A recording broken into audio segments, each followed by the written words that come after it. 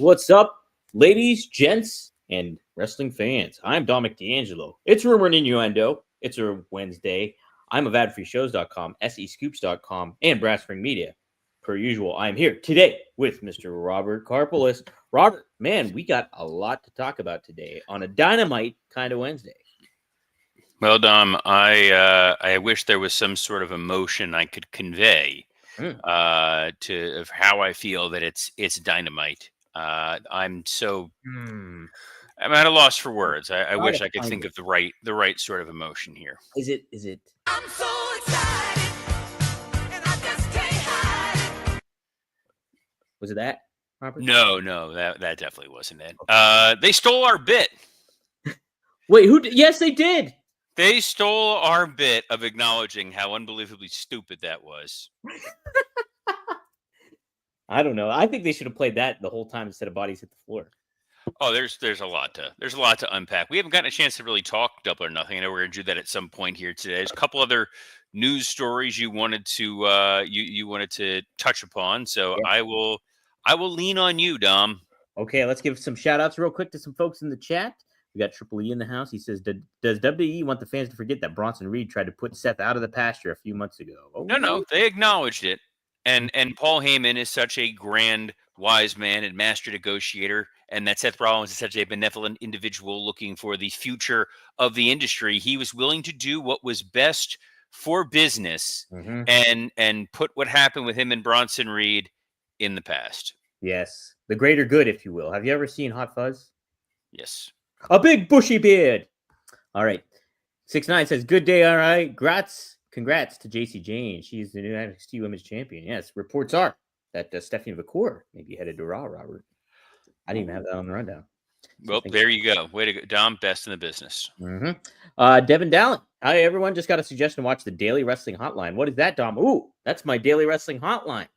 I talk about, for 15 minutes, I cover one subject. That's it. Wait, what? Where the hell was I? It's on Brass Ring Media. What the hell is this show? It's just a little thing I do. Jesus, how many shows do you do? I do too many. Way too many, Robert. It's crazy. You're insane. Like the Brian Alvarez of wrestling. Hey. Dre Owens says, JCJ, congrats. Sol Ruka gets first title shot calling. It should be interesting. Did you see all the buzz Sol Ruka was getting for her finish? Like people criticizing her finishing move? No, I didn't see the criticism. We'll talk about it later. Kimmy Star says, plural ladies? What other ladies are here? Oh, there's plenty. Tons of ladies. Yeah, they just don't chime in, Kimmy. That's it. Devin says, Double or Nothing was awesome. I'm excited for tonight. All right, yes, let's talk about it. Double or Nothing. I did watch some of a good deal of the show today. And, Robert, I liked it. I did like it. But, like I said, I only watched a bit of it. So, I did not get the whole extension and the feeling of overstaying its welcome. Same time. So I took the highlights. I loved the Anarchy in the Arena match, and the main event was good too. Yeah, are we doing a match by match breakdown or what are we? Want to? I was just thinking of touching upon the highlights. Well, what were your big takeaways? Okay, let's start with Toni Storm versus Mercedes Moné kicking off the show, and then Mercedes Moné winning. Well, what do you think? It wasn't Toni Storm versus Mercedes Moné. Again, you're killing it, Dom. Let me. You know what? I'm gonna. Jamie Hater. Look. You may think this is your the Gene Okerlund hotline or whatever it is that you do right now. I worked with Mean Gene, love Mean Gene. You, sir, are no Mean Gene. You have less hair. Oh, that is true. Also, I liked working with Mean Gene and respected him. I'm kidding. You're great. Mercedes Moné beat Jamie Hater. This match. Look, it's continuing a tradition that they've been doing of late with Mercedes Moné, where she just winds up having these unbelievable matches. You know, her Willow Nightingale match I thought was absolutely fantastic. Mercedes getting the opportunity in the ring to show people why she is one of the best wrestlers out there is a consistently great reason to tune into the pay-per-views. The challenge with Mercedes has been everything else. Her storylines have been somewhat lackluster. Her promos have been meandering at best. And then you let her get in the ring and all of a sudden you go, oh, she's absolutely incredible. Jamie Hayter was incredible. The story of the match that Jamie felt like she had a couple things to prove, that she spent all this time rehabilitating, getting back into the ring. And it's like, if I lose this, what was it all for? Very Charlotte Flair-esque in that narrative, which I appreciated. And it felt like there was a desperation for her to win. There was a desperation for Mercedes to not lose, as Mercedes was undefeated. It was sort of fait accompli. We knew that we were going to wind up getting Mercedes and Tony Storm, but they made the journey worthwhile.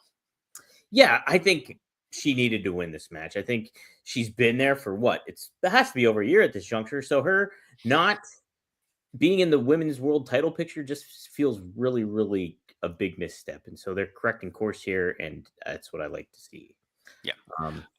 They did a this was awkward. Mhm. So after this match, they go to the announce desk where the commentators, using their most solemn, serious voice, talk about Jim Ross. Yes. And the fact that he is obviously dealing with this colon cancer issue. I know that he had surgery yesterday. Obviously, we send Jim Ross our best. He's part of our ad-free shows family, as well as former coworker of mine. And it was this very sort of heartfelt, emotional moment. And then they immediately pivoted to talking about Nigel McGuinness about to compete in this match Mhm. with the same sort of reverence and caution. That was very jarring. I think there was another point in time in this show where you could have addressed the Jim Ross matter, but it wasn't right before. Like, well, we're thinking of one of our announced team members as he's going through a very serious, potentially life-threatening battle, and we're thinking of another member of our commentary team who's about to wrestle a match. Yeah, I can understand them. Maybe they're kicking off the show, Mercedes and Jamie Hayter, and then like, hey, let's lead in and pay our respects to JR and what he's about to go through and everything like that. So, but yeah, the transition to that is a little out of place. It felt odd. The FTR match, I thought, went very long. I said there were a couple matches on this show that would have probably benefited from being on a Dynamite or a Collision. This felt like an attraction that would have drawn eyes to a Dynamite or a Collision. I get that. Minutes too. You're right. But it went a very long time. And it's also them, Danny Garcia re-signed with AEW when he could have gone to WWE. And I think he's somebody where, all right, let's show full faith and credit. This guy chose to stick with us, even though Hunter was high on him. Let's reward that. And since he's re-signed, he had a very lackluster run as TNT champion, but was almost entirely relegated to Collision. And then he gets put into this match where they feed him to FTR. Yeah. It is weird. Like Daniel Garcia is somebody that honestly hasn't been on anybody's radar because he's been in the purgatory that's Collision, and he's not been a factor in a great deal. So it is a shame a little bit, Ricochet beat Mark Briscoe. I don't know if you saw this one or not in the stretcher match. I wanted to catch this one, but I haven't. This one was this was an absolute blast. This is one of those opportunities to show Ricochet has a different gear. Mark Briscoe's always going to be that Foley-esque wild man kind of thing, even though we know he can wrestle. You can put him into these sort of brawls, and in the stretcher match or the ambulance match, the stretcher match, even though there's an ambulance there, it felt like it escalated to a gimmick that didn't get earned in some regard. It almost felt like you were playing like the old SmackDown video game on PlayStation 2. And you hit randomize, and you're like, and these two are going to face off in a casket match. Oh, okay. But who cares?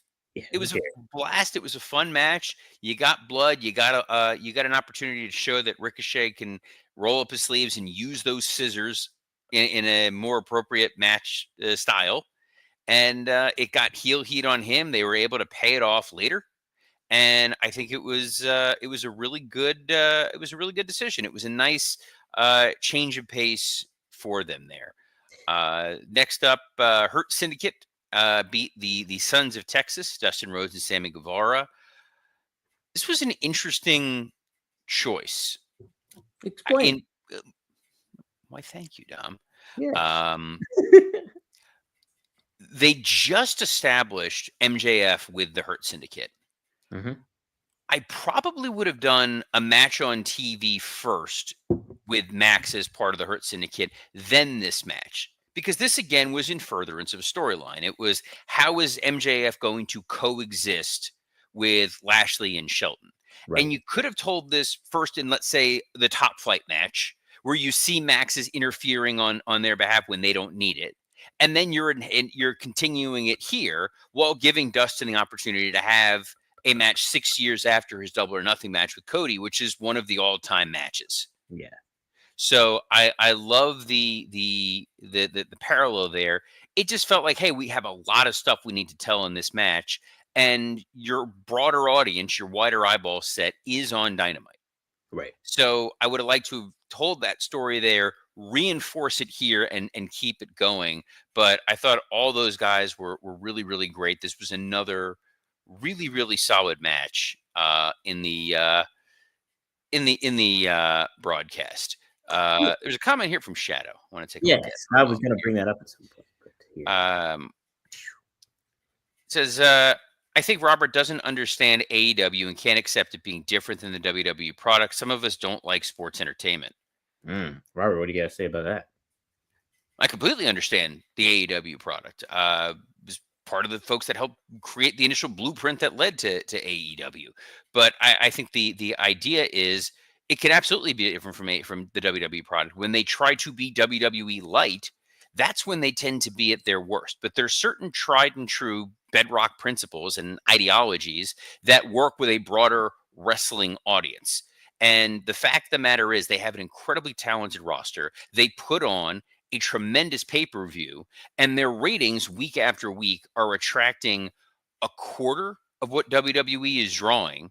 So there clearly is market share that they can be going after. And there's certain elements of logic, certain elements of storytelling that transcend the idea of what is or isn't sports entertainment. The stretcher match in AEW was pure sports entertainment. That was not a catch-as-catch-can wrestling match. The first match, Mercedes Moné, Jamie Hayter, was a straight-up wrestling match, and it was a fantastic wrestling match. The FTR match went very long. It felt plodding. It didn't really enhance anything. And on a show where you want it to be as tight as possible and keep that audience engaged, you don't need some of that extra filler. Nobody was going to order this pay-per-view on the strength of some of these matches. And when you shrink it down from a 6-hour show to, let's say, a 3.5-hour show, you really can enjoy what they present a lot better. There was Kazuchika Okada versus Speedball Mike Bailey for the AEW Continental Championship. Did you catch this one? No, did not catch this one, but they're doing a great job of spotlighting Speedball Mike Bailey. They have shown what makes him feel special, what makes him feel unique, what makes him feel different since his debut. And these, again, things that I've been harping on AEW for quite a while is when you bring someone new in and you want to show them in a different manner, you need to consistently show them to your audience. Not everybody in that audience knows who Speedball Mike Bailey is. They might not have been watching TNA. They might not have been watching Japan. They might not have been watching the international indies. So the chance to see this guy every single week and every one of his outings feels important is great. And you put him in there with Kazuchika Okada, who's absolutely one of the all-time best that's currently doing it. And Okada's been criminally underrated. So giving these two guys an opportunity to go out there, get this title over, get Speedball Mike Bailey over, obviously put a spotlight on Okada being there. This was a great decision. This was a match that didn't need to be on the pay-per-view, but I was glad that it was on the pay-per-view. right. And I think it maybe plays to the point of what we're saying when it comes to the sport entertainment aspect. And, you know, you get in the technical wrestling and state being different from WWE, you get something like that on there. It is different than maybe what WWE would allow on their television product in certain ways. So you get that balance of, hey, we get entertainment when it comes to a stretcher match or the anarchy in the arena. But here we go. Here's Okada versus Speedball. You're going to have different flavors of ice cream. You don't want it to all be one note. Right. And I think that they are doing a better job. I think on this show overall, they did a much better job. They balanced a lot of these different factors out to play to different audiences. This match also helped to explain why Okada and Mike Bailey weren't necessarily going to be part of Anarchy in the Arena, even though they're tangentially pulled into this web. Yes. The web that they weaved. Timeless Tony Storm, Mina Shirakawa, the AEW Women's Championship. Went 15 minutes, 16 minutes. Did you see this one, Don? Did not see this one. Maybe just hold up a finger if you've seen one, and I don't have to keep asking you. Okay. Wrong finger. Anyway, good match. sort of another like fait accompli. We knew we were getting to Toni Storm and Mercedes Moné. Mm-hmm. I thought the match was good. I don't think it was as good as the Jamie Hayter match. I thought it was a good match. Interesting spotlight on Mina Shirakawa, though.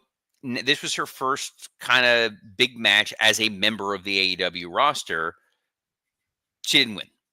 Mm-hmm. So it's kind of like, all right, well, where are we going to go from here with her? And that's where my pause is. And Toni has not earned my confidence that when you do something with a women's division match and then the follow-up for it, they tend to drop the ball. I'm looking at Chris Statlander. Chris Statlander had that incredible match with Mercedes Moné, and there really wasn't that same fervor and follow-up. Some of the women, like, you know, Serena Deeb or a Riho, or Hikaru Shida, they build them up to a pay-per-view, they beat them, and then they vanish as if this is a territory. Yeah. And again, you need those reps. You need that continuity for the audience to continue to feel engaged and latch on to these characters. Otherwise, it's just occasional needle drops for some of these folks. And I think part of it is they just have such an expansive roster that Toni gets a little distracted.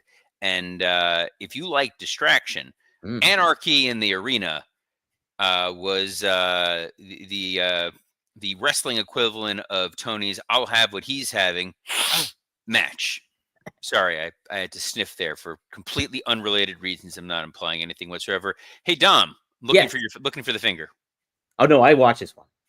Well, there you go. Tell me what it was. I liked it a lot. I think there was some aspects where it's just like, okay, this is very, very AEW-esque in regards to like going a little too far when it comes to like Willow's ear being handcuffed or chained to the turnbuckle, and then you have the staple gun spot, which was kind of fun in its own regard. But then you had the thumbtacks. There was a lot. There was a lot in this match. There was a lot in this match. Yes. Yes. But again, maybe this is the being the former creative guy, or sometimes current creative guy. Thanks to our friends at Boca Raton Championship Wrestling. But that's besides the point. Wait. The narrative going into the story, the Death Riders are this evil, sinister group of monsters who are straight up just murdering people. Right. Left, right, sideways. They need to be stopped. Their world champion is holding the title hostage. Then you have the Elite, these power-hungry mutants who are eroding the organization for their own personal glory and gain, and they need to be stopped at all costs. The fate of the company is on the line. And when you get to that match, there's music spots. On the one hand, I love the music spot. I popped. I thought it was entertaining. It was enjoyable. It's just from a kind of pick a lane from a narrative standpoint. If we're treating this seriously, that this is War Games, then War Games. If there's going to be a comedy element to it, let there be a comedy element to it. But you can't kind of have both and expect it to be treated with a certain degree of reverence. And at the same time, picking "Let the Bodies Hit the Floor" is it's the Alliance theme song. Yeah. Now I'm picturing Stephanie McMahon in a Kangol hat, and maybe that's what made me angry. Nobody wants to remember that. Well, Robert, I guess maybe a certain way you could kind of look at it is like, yeah, you think of War Games, you think of the Horsemen, you think of a lot of NWO even at a certain extent, but you think of a lot of these different bigger factions. And what we didn't get with AEW and this Death Riders angle is them feeling like a real legitimate faction. It felt very wanting to forget about it. And so you have this coming into play with the Elite and everything like that. It does add a different level, that adding the music to it. But I think it's almost something that this match needed in a way, if that makes sense. It did, because it's violence for violence sake, and it's in a bunch of different split screen boxes.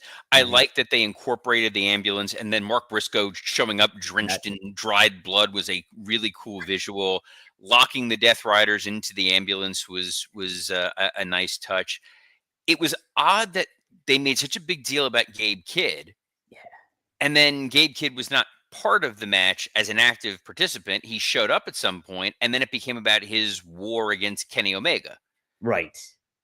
But then the Bucks lost, and it's like, okay, now what? And we to keep it fair in terms of criticism, WWE did this a lot. Yeah. They did that. We saw it with the Alliance. We saw it with the Authority, where they would have these big blow off matches. They lose, and then it's like, all right, what are we getting now? We know what we're getting with John Moxley. It's like, well, where do all these folks go from here? They won. Does this mean the Young Bucks are vanquished and gone forever? Of course not. No. Then what did I watch other than this was a really, really fun match? And I'm sure we'll talk about it tomorrow and see what the follow up is. I do know their follow up is we're gonna have a tournament. Yeah, an international title tournament, Robert. I Didn't don't- know we needed one. I thought we had that set because isn't Kenny Omega facing Okada here at All In? But we get a tournament for the international title still. But again, they gave us a big, wild 35-minute brawl. Yep. And then we get Paragon.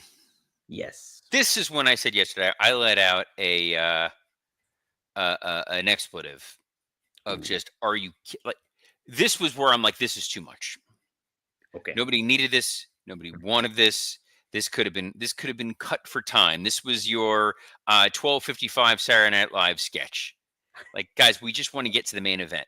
You know what this could have been, by the way? Because the worst thing to do is just criticize something and not give another suggestion. You needed another let me up moment. I know, was it Shadow or whatever? It's like, all right, we don't need the sports entertainment. We don't have to go back. Okay. Yeah. We've moved on. But you could have given the audience a quick let me up moment. I think you did need a breather. Mm-hmm. You could have sent out Max Caster. There you go. Who does his open challenges. He does a rap denigrating the town, denigrating the show. 6 years of this, the only thing that matters is me. Does an open challenge. You bring out Big Bill. Big Bill destroys him in 30 seconds. You move on. There we go. Kind of all you need. Even if you wanted to use Paul White, God forbid, you could use you could have done a short little we need a breather moment. I know Harley Cameron was on the pre-show. You could have done a Harley Cameron bit for a minute. Sometimes that's why those let me up moments need to happen. You need to reset. You need to clean up the pools of blood and get rid of the ambulance and the stray body parts that are laying all over the place. Let the audience recompose themselves before the main event. They didn't need a 13-minute match where you just saw a multi-man match to now get another multi-man match where the payoff was New Japan guys showing up. Yeah. When we just watched a multi-man match where a New Japan guy showed up at the end. It was too much. And I think you could have strategically removed that and it would have been just fine. Yeah. Oh, 100%. I agree with you. Main event. Main event. I did watch this, Robert. What'd you think of this main event, Dom? I liked it. And to be honest, Robert, I'm okay with the result of Hangman winning. But I understand the argument against it, too, at the same time. And that's why I'm here. No, this was a fantastic match for the most part. A couple little hiccups here and there. That's going to happen. But this went 35 minutes, something like that. 36 minutes, 56 seconds. These two guys understood the assignment. They wanted to go tell an epic story. There were a number of callbacks. You had the Hangman using other moves. The idea that Ospreay during that we're drinking beers thing on Dynamite kind of reignited the fire inside of Hangman Page. I still hate the finish. This was the wrong decision for the longevity of AEW. So AEW has been pivoting over the last few months. I think, Tony, if you really got an honest moment from him, and I may have heard this from the folks, has realized they were not doing their best work for a short window of time. It was losing what made AEW special, what made it different. They were trying to be some variation of WWE Light and doing too many things for too many people at too many times.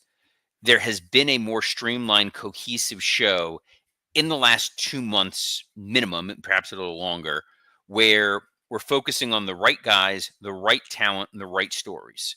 We got to get away from the Death Riders. The Death Riders are an albatross around the neck of this company. And John Moxley, as AEW World Champion, has not produced anything that they would have been happy about. I don't think they have gotten any new fans from it. I don't think any current fans are loving the Moxley stuff.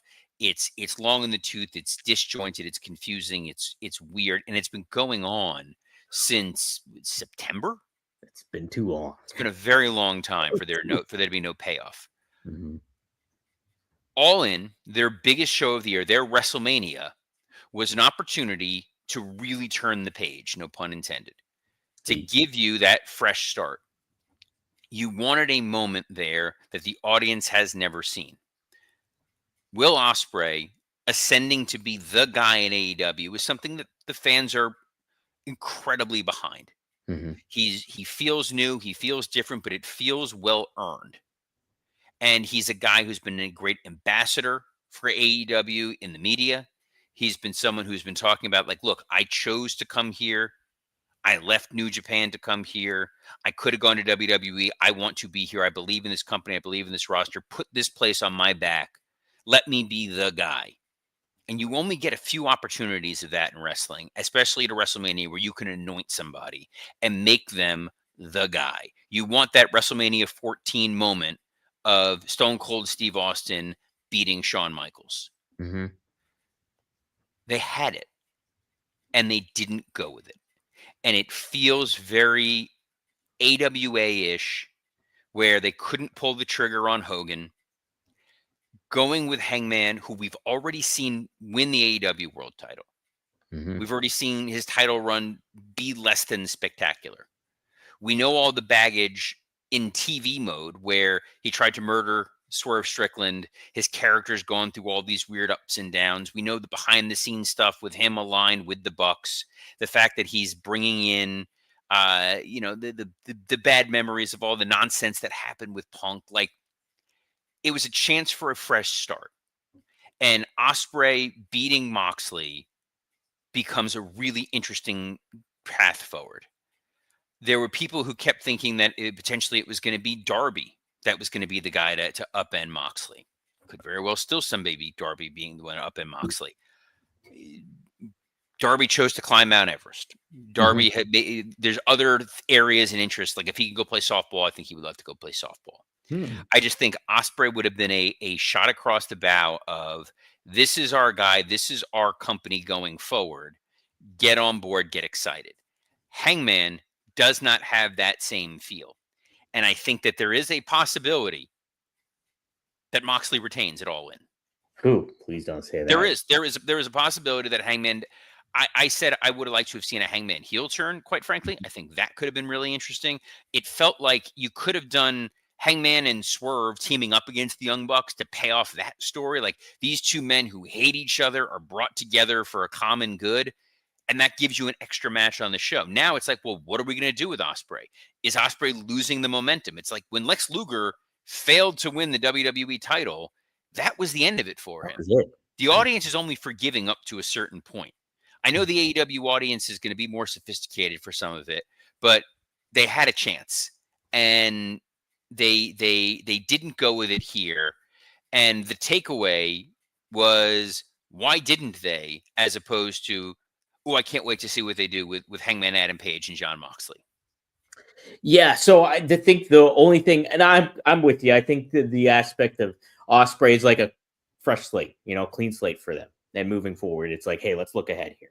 I do think the argument could be made that Hangman, obviously one of the AEW originals, that people have been on this roller coaster of a ride through the good and the bad and all that stuff. So him being the one to potentially unseat Moxley here and kind of, hey, this is the ride and this is Hangman finally reaching to where we wanted him to be, both as a person and as a champion, I think is still a fine story. And I think I could make an argument that Hangman and Moxley, the drama that you're building up to this could make a better drama than what Ospreay could offer at this juncture in regards to just, let's kill this Death Riders angle. Hangman seems like a better fit to kill the Death Riders angle if that's what they're doing. But if they don't do that, I'm completely with you on all this. So that's the only argument. I mean, we'll see. I'm hoping that they know what they're doing. Look, I remember the day after WrestleMania 39 and Roman retains and everyone went, what the hell are they doing? They dropped the ball with Cody. They proved everybody wrong. So I would love for Tony Khan to quote Principal Skinner, prove me wrong, kids. Prove me wrong. And we'll find out tomorrow as we are here every Monday through Friday at noon Eastern on a plethora of platforms, including the WWE Creative _ISH X account, the at Dominic D'Angelo X account, the at SE Scoops X account, and on YouTube on ad-free shows and Rumor and Innuendo. So on behalf of the worst kept secret Batman on the planet, Dominic D'Angelo, I'm Robert Karpolis. Best of luck in your future endeavors. That's right. I am no Bruce Wayne, everyone, just so you know. Or am I?